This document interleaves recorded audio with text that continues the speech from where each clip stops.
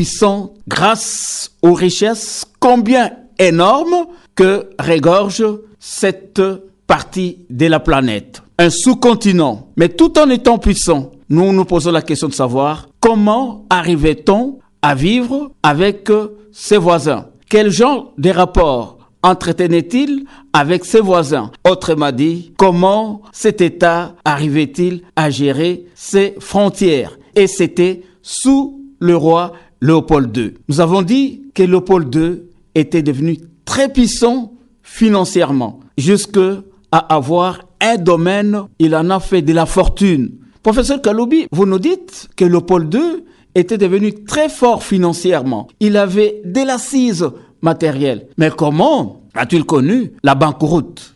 C'est la gourmandise de tous les hommes d'affaires. Oui. Il a mis de l'argent dans certaines compagnies privées que les autres ne connaissaient pas, que ce soit en Allemagne, que ce soit en Hollande, que ce soit en Belgique. Il a créé des sociétés parallèles et, entre-temps, ici, il a déclaré faillite pour emprunter l'argent au gouvernement belge. La Belgique dit d'accord, on va vous prêter l'argent sans intérêt, mais en contrepartie, qu'est-ce que vous nous laissez? En contrepartie, il a hypothéqué le Congo. Nous sommes en 1890. C'était les débuts des difficultés énormes. Et les autres actionnaires? Les autres actionnaires, il ne s'est pas intéressé. Lui savait ce qu'il faisait parce qu'il voulait profiter des 25 millions qu'il a demandé à la Belgique. Une fois que ça rentre, il savait comment dispatcher ça pour tirer sa part. Mais entre-temps, 10 ans est écoulé. Pendant qu'il y avait ces difficultés, on venait d'inventer le moteur à vapeur. Et on venait de mettre sur pied les premiers véhicules qui avaient besoin de pneus, peuvent utiliser le caoutchouc. C'est le début de l'enrichissement extraordinaire de Léopold II. Parce que les domaines qu'il avait pris, il y avait le caoutchouc sauvage, qui l'a enrichi énormément. Il a introduit le travail forcé. Vous avez vu les pieds coupés, les mains coupées, le travail forcé, les prises d'otages. Il est devenu excessivement riche, jusqu'à créer la jalousie des autres puissances qui voulaient pénétrer dans les mêmes régions où il y avait des lianes de caoutchouc. Alors, c'était la guerre ouverte. Il a écarté les autres actions. Tout à fait. Il a fait le malin. C'est ainsi que les Anglais et les Américains se sont mis ensemble pour demander que cette fois-ci, Léopold II a exagéré. Non seulement qu'il a violé les droits de l'homme en violant la charte de Berlin, non seulement qu'il veut s'enrichir seul au détriment des autres, non seulement qu'il a créé un État dans son domaine de la couronne, nous voulons nous partager le Congo. Mais comme nous sommes éparpillés, ce n'est pas possible, autant confier le Congo à un État neutre comme la Belgique. Alors les démarches ont été entreprises pour que la Belgique, s'il ne veut pas perdre le Congo et perdre sa place, alors qu'il accepte de gérer le Congo en rejetant le souverain comme un gestionnaire classique, c'est-à-dire comme un roi constitutionnel. Et pourtant, Léopold II avait sollicité 25 millions. Oui, c'est ce que sera le départ, une des bases de son départ. Mais on va lui donner ces 25 millions. On va les lui donner, mais il ne va pas rembourser avec intérêt. Alors quand ça a commencé, c'est parti très vite. La Belgique a revisité sa constitution. Il a dit, bon, si nous prenons le Congo, il ne faut pas qu'on les considère comme un territoire national.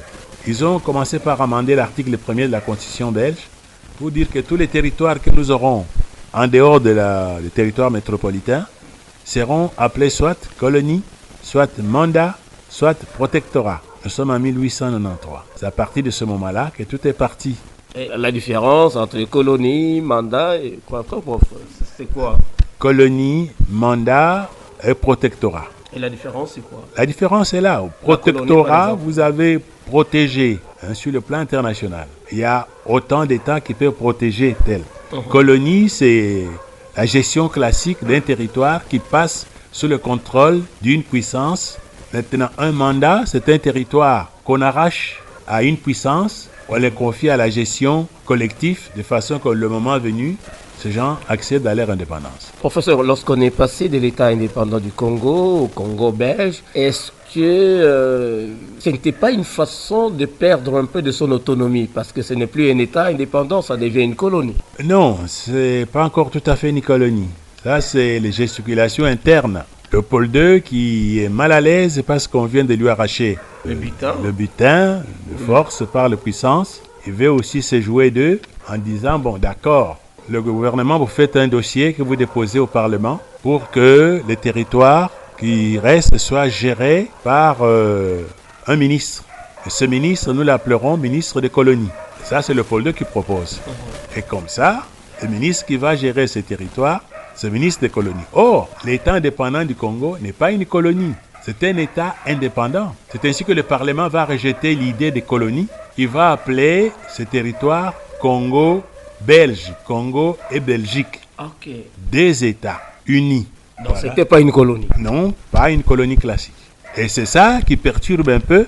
C'est à ce titre-là que lorsque le roi Baudouin prendra le pouvoir en 1951, il supprime l'appellation colonie en 1958 par un arrêté. Et le Congo retrouve son statut du Congo belge. Et il n'est plus géré par les ministres des colonies, mais il est géré par les ministres des Affaires africaines jusqu'en 1960. Alors, professeur, revenons un peu au Congo belge. Comment a-t-il fonctionné? Le Congo belge, d'abord, comme vous le voyez, ce qu'on nous présente, on ne dit pas très bien ce qui se passe. Mais lisez les textes juridiques, vous verrez. La loi qui gère le Congo, ça s'appelle la loi du 18 octobre 1908, que le commun des mortels appelle charte coloniale. Or, le Parlement belge n'a jamais voté une charte coloniale. Le concept charte relève de la tradition historique de la province des Pays-Bas, qui s'appelait Belgique. Donc la charte coloniale, c'est un terme impropre qu'on ne peut même pas utiliser ni par les Congolais, ni par les spécialistes. Nous appelons la loi. Vous verrez que au mois de mai 1960, nous serons encore devant une loi qu'on va appeler la loi fondamentale. Donc nous étions devant une loi. Cette loi-là, ce n'est pas la charte, c'est un concept impropre. Donc l'article 1er de cette loi, qui est une sorte de constitution du Congo belge, il dit ceci sur le plan juridique. Le Congo belge a une personnalité juridique différente de celle de la Belgique. Ce qui veut dire que, en s'alliant à la Belgique, le Congo belge garde sa souveraineté interne. Mais par contre, la souveraineté internationale, la politique internationale, est confiée à la Belgique. Article 27 et article 28, chapitre 5 de cette loi. Mais domaine plus, comment on appelait ça, les affaires étrangères? Les affaires étrangères, oui. Voilà. Ça relève maintenant du gouvernement belge. Donc, s'il y a les ministres des colonies qui gèrent la souveraineté interne, mais la souveraineté internationale est gérée par les ministres belges des affaires étrangères, comme dans tout État fédéré. Vous voyez, les cas des États-Unis et des autres pays, Nigeria, il y a toujours un gouvernement fédéral et des gouvernements fédérés. Donc, c'est le cas du Congo belge et de la Belgique. Professeur, Congo belge, nous sommes encore là, État indépendant du Congo et Congo belge. Donc, avec le Congo belge, le pôle 2 est écarté. C'est ça. Est-ce que les autres actionnaires se sont retrouvés avec le Congo belge dans leurs affaires? Non, il y a des compagnies qui travaillent déjà, parce qu'à partir de ce moment-là, l'accord est signé, les traités sont signés, les accords sont confinés. Maintenant, les puissances savent que la Belgique garantit leurs intérêts et à la fin de la Première Guerre mondiale, la Belgique s'est engagée à revisiter certains accords de Charte de Berlin et puis s'adapter aux réalités. Et vous verrez que une fois terminé, quelque chose de nouveau se passe. C'est que le Congo, on lui ajoute le Rwanda, Burundi, qui était un territoire allemand que nous aurons à la fin de la Première Guerre mondiale, parce que l'Allemagne nous avait attaqués pour essayer de nous arracher ces territoires qui se trouvent à l'est du Congo et créer ce que l'Allemagne voulait faire à l'époque, une Middle Africa, relier l'océan Indien à l'océan Atlantique en passant par le territoire du Congo et par le Cameroun jusque de l'autre côté de la mer. Voilà la vision qu'avait l'Allemagne, mais voilà que ça n'a pas réussi. Les Congolais ont été plus forts avec l'appui des Belges et des Anglais. On lui a arraché presque le Tanganyika, le Rwanda-Burundi, et nous avons eu en compensation le Rwanda-Burundi, qui en 1925, après le Parlement belge, nous mettrait ensemble pour construire une seule administration, le Congo belge et le Rwanda-Burundi, jusqu'en 1960. Parce que nous avons parlé de l'État indépendant du Congo, au Congo belge, et vous avez dit qu'il y avait certaines exactions de pôle 2 qui foulaient aux pieds les droits des langues. Alors, du Congo belge à la République du Congo, parlez-nous-en, prof. Qu'est-ce qui s'est passé réellement? Comment on est arrivé là-bas? Et vous allez peut-être nous dire, parce que vous dites notre État a été créé en 1885 comme État indépendant du Congo et nous sommes arrivés au Congo belge. Vous voyez que jusque-là, les autochtones du Congo n'avaient pas accès à la gestion politique de leur État. Nous étions considérés comme mineurs. Donc on n'avait pas... Mineurs ou bien comme des sous-hommes. Il y a le tout. Parce que vous voyez, si la Belgique nous a mis dans la catégorie C et que nous étions placés par rapport à la Charte des Nations Unies au chapitre 11 des territoires non autonomes, c'est que l'équivalent des territoires C, c'est une injure que la Belgique nous a faite. Les territoires non autonomes. Oui, des gens incapables de se gouverner. Alors que depuis 1917, 1918, nous avons au moins deux prêtres. Nous avons l'abbé Faraghi, nous avons l'abbé Kaosé, qui ont atteint un certain niveau. Comment ils pouvaient continuer à nous considérer comme de moins qu'un rien? C'est du mépris pour les Belges. En 1917, l'abbé Faraghi. 1918, l'abbé Kaosé. Sont des Katanga. Oui, sont des prêtres de haut niveau, comme tous les autres, qui vont faire les voyages à travers le monde. Comment ils les considèrent toujours comme des sauvages et barbares? Ce qui n'a pas été correct non plus. Donc, ils avaient créé des écoles. Tout à fait, c'est ce qu'on va les reprocher plus tard. Si vous êtes capable de former des prêtres, si vous êtes capable de former des gens qui vont travailler pour l'évangélisation, pourquoi vous êtes incapable de former des médecins, de former des ingénieurs qui peuvent développer ce pays-là? Et de mettre sur pied des écoles capables de former une élite qui pouvait aller plus loin. Ils étaient coincés. Ce qui fait que, à la fin de la Deuxième Guerre mondiale, ce sont les États-Unis d'Amérique et leurs alliés qui vont mener la guerre pour que le Congolais arrive à la gestion de leur propre État. Et c'est vers les années 50 au-delà, disons à partir de 56, que le Congolais entre dans le jeu, déjà ouvert par les Américains. Et les Américains disent nothing for nothing, rien pour rien. Est-ce que c'est pour rien qu'ils ont soutenu l'accession de notre pays à l'indépendance? Mais n'oubliez pas que le Congo a donné vie aux États-Unis d'Amérique dès le départ déjà. Si vous connaissez le cas de Shepard, qui était missionnaire, qui était venu ici chez nous à l'époque en passant chez les Bakuba, vers les années 1800 quelque chose. C'était un grand missionnaire noir, il ne voulait pas voir de noirs ici. C'est le tout premier qui a fait beaucoup de photos pour montrer les actions de Léopold II contre la population congolaise. C'est déjà pas mal. Et vous verrez que la victoire de la Deuxième Guerre mondiale sur le Japon, c'est le Congo.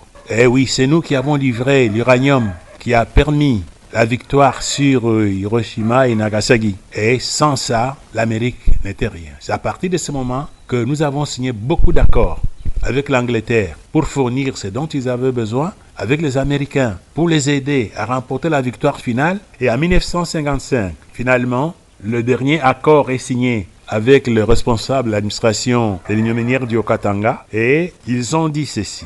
Nous avons vu ce que le Congo a fait pour nous. À partir du 30 juin 1960, l'Amérique ne va plus traiter avec le gouvernement belge. Cette fois-ci, il va traiter avec la population noire du Congo. C'est cette date-là qui a coïncidé avec la gestion du Congo par les autochtones, comme par hasard. Comme par hasard, mais prof, quand les États-Unis disent qu'ils ne vont plus traiter avec un autre État, qu'ils vont traiter avec cet État qui sera indépendant. Alors que, vous vous souvenez, les Belges n'avaient pas suffisamment formé des cadres. Parce que quand les États-Unis d'Amérique ont pris une telle décision, c'était pas une façon d'avoir la même mise sur nous, sachant très bien qu'on n'avait pas suffisamment de cadres pour bien gérer ces pays. C'est vous qui dites ça. Lisez Père Gillon, Servir, Monseigneur Père Gillon. Il a écrit, c'est clair là-dedans, c'est pas Kaloubi qui dit, c'est à travers ce qu'il a écrit, il y a d'autres encore documents qui existent. Le centre tricot qui existe à l'UNIKIN. Congo était la première puissance nucléaire d'Afrique. La toute première puissance nucléaire d'Afrique. Les mêmes machines qui ont été offertes au Congo ont été aussi offertes à la Belgique, à Hollande. Les mêmes machines. Les mêmes machines. Quel genre de machines? Les machines que vous avez au centre tricot là-bas. Avec tout ce qu'il y a, l'utilisation d'uranium, les transformations, la création, tout ça, ça provient des Américains. Mais qui on devait former? Vous avez appris que Malou Kalenga, c'était le premier qui a fait ceci et cela, mais il est mort dans quelles conditions? Vous comprenez ce que les Belges ont fait de nous? Alors que les Américains ne voulaient pas de ça. Les Belges nous ont trahis jusqu'en dernière minute, en laissant mourir Malou qui les a servis comme un nègre jusqu'à la fin, sans rien obtenir. Et nous-mêmes, nous sommes là. Maintenant, depuis que nous sommes là, 60 ans après, ce centre tricot qui a l'UNIKIN, plein d'érosion tout autour, à quoi il va servir encore? Surtout avec la mort du professeur Malou, on ne sent plus d'autres professeurs animés d'un enthousiasme tel que affiché par Malou maintenant. Et c'est ça, on a découragé les Congolais. On ne veut pas que les Congolais continuent à réfléchir. On nous ramène encore vers le bas.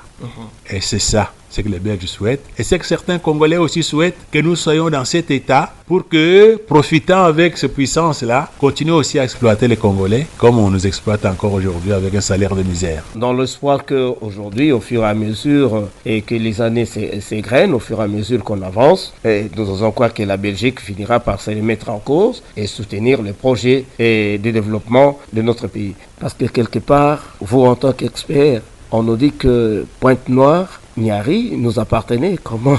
Et c'est parti de l'autre côté. Ne fût-ce que pour l'histoire. Je sais que ça ne peut pas poser de problème, mais l'histoire, mieux vaut que nous puissions la connaître, professeur. D'abord, il faut remarquer que Léopoldville, Stanley-Paul, n'appartenait pas à notre territoire directement. Au Congo. Ça appartenait aux Français. Et c'est-à-dire à Brazzaville. À Brazzaville, aux Français. Et Malamine, qui était ici, un Sénégalais, qui gardait la partie des poules. Et le passage de Stanley a été relégué vers Kimpoko plus loin. Par contre, nous avons plus de 16 stations du côté de Pointe-Noire et Koulougnari. Et cette partie, nous la gardons dans le cas où nous devons échanger avec le Portugal, qui pourra, avec l'appui de la France, nous permettre d'accéder à l'océan Atlantique. C'est ce que la France a fait. Nous cédons Stanley-Poul, nous, à notre tour aussi, lui demandant de nous rembourser les frais que nous avons dépensés pour Koulougnari et Pointe-Noire, etc. En contrepartie, il nous soutient pour cette sortie de Manyanga de la rive droite du fleuve Congo. C'est un échange, les accords sont là, et dans le petit document que j'ai sorti, la question de la diplomatie du Congo de 1885 à 1960, nous en parlons là-dedans. Vous pouvez voir la carte et les accords signés avec la France. Et c'est clair. Dans les documents diplomatiques, c'est indiqué et c'est clair. Il n'y a pas eu de dette. Tout a été payé. Et entre la France et nous sommes restés un pays ami avec son droit de préemption sur le Congo jusqu'à ce jour. Ça signifie que dans les cas où les autorités sont dans l'incapacité de gérer ces territoires, c'était les autorités coloniales à l'époque. Même les autorités actuelles, ils peuvent céder ces territoires à la France, qui peut en être la première à acquérir ce territoire. Le 15 novembre 1908, vous en tant qu'historien, en quoi cette date peut-elle être intéressante? Pourquoi peut-elle intéresser les Congolais d'aujourd'hui? Ici, je ne m'arrête pas seulement à cette date. À l'époque où Kengo était au Sénat, et Minakou au Parlement, j'avais écrit à ces deux présidents pour leur dire que la date de l'indépendance du Congo, c'est bien sûr ce que vous dites 30 juin 1960, mais non, c'est le 23 février 1885, date de la naissance de notre État. Ils doivent inscrire cette date dans les annales du Congo. Deuxièmement, qu'ils sachent que le 15 novembre 1908, l'État indépendant du Congo, qui était une monarchie absolue, est devenue une monarchie constitutionnelle jusqu'en 1960. Cette date doit être aussi commémorée. C'est une date importante aussi. Et voilà, jusque-là, rien ne fait. Nous n'avons pas le sens de mémoire. Parce que les Congolais n'étaient pas aux commandes. Non. Au contraire, les Congolais ont été chosifiés. C'est la raison pour laquelle peut-être ces dates ne seraient pas marquées d'une pierre blanche. Non, c'est pas ça. Nous avons étudié pourquoi? Pour continuer à dire, à nous criminaliser? Non, nous avons étudié pour relever les défis et démontrer que oui, vous nous avez formés, oui, vous nous avez laissé quelque chose. Sur base de ce que vous nous avez laissé, nous allons bâtir un pays meilleur qu'avant. Oui, c'est clair, prof. État indépendant du Congo, 1885, la République du Congo en 1960, il y a quand même une différence. C'est la raison pour laquelle on fêterait plus le 30 juin 1960 que février 1885, 15 novembre 1908. Il y a quand même une différence, professeur. Détail d'ailleurs. Si vous dites que j'ai fête l'anniversaire de mon mariage avec mon mari ou avec ma femme, c'est votre droit. Si vous dites que j'ai fait fi des mandats de naissance, c'est aussi votre droit. C'est question de choix. Pour voir, vous mettez le poids au mariage ou à vos parents qui ont permis que vous existiez. Donc c'est un choix individuel et chacun doit faire ce choix-là. Alors, le 30 juin 1960, est-ce qu'il y a eu un document important qui nous démontre que nous avons accédé à la souveraineté nationale et internationale. Et y a-t-il des documents? Oui, les documents existent. Il y a eu remise et reprise sur le plan international entre Mbomboko et M. Ngostes, qui représentait la Belgique. C'est l'ambassadeur qui a fait la remise et reprise, qui a transmis la majorité des documents diplomatiques que détenait la Belgique à notre nom. Parce que le Congo n'a jamais perdu la souveraineté interne. Il n'y a que la souveraineté internationale pendant 52 ans qui était dans les mains des Belges. Et là, ça a été fait. C'est pourquoi on ne dit pas que le Congo accède à la souveraineté tant nationale qu'internationale. C'est faux. Le Congo accède seulement à la souveraineté internationale. Parce qu'il n'a jamais perdu la souveraineté nationale. Depuis l'État indépendant du Congo. Tout à fait. C'est juridique, c'est du droit. Oui, d'exemple, parce qu'il y a d'autres qui vous diront. Quand vous allez dans un hôpital, le médecin qui vous reçoit, c'est un médecin généraliste. Le médecin généraliste a des limites. Là où il s'arrête, il va vous dire, allez voir les spécialistes. Et ces gens-là doivent savoir aussi qu'il y a des spécialistes dans ces domaines-là. Nous sommes des spécialistes dans ces domaines. Donc, quand vous prenez la charte du 18 octobre 1908, cette loi-là, l'article 1er, il dit « Le Congo belge a une personnalité juridique différente de celle de la Belgique. L'actif et le passif de la Belgique n'a rien à voir avec l'actif et le passif du Congo belge. » C'est clair, c'est du droit. Ça veut dire que le Congo garde sa souveraineté interne. Donc c'est pour dire que les Congolais du Congo belge ne pouvaient pas dire, se déclarer des nationalités belges. Non. Là, vous entrez dans une autre chose.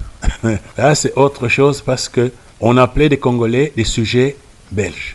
Il était prévu quelque part que pour gérer le ministère des colonies, il faut avoir la grande naturalisation. Qui devait avoir la grande naturalisation?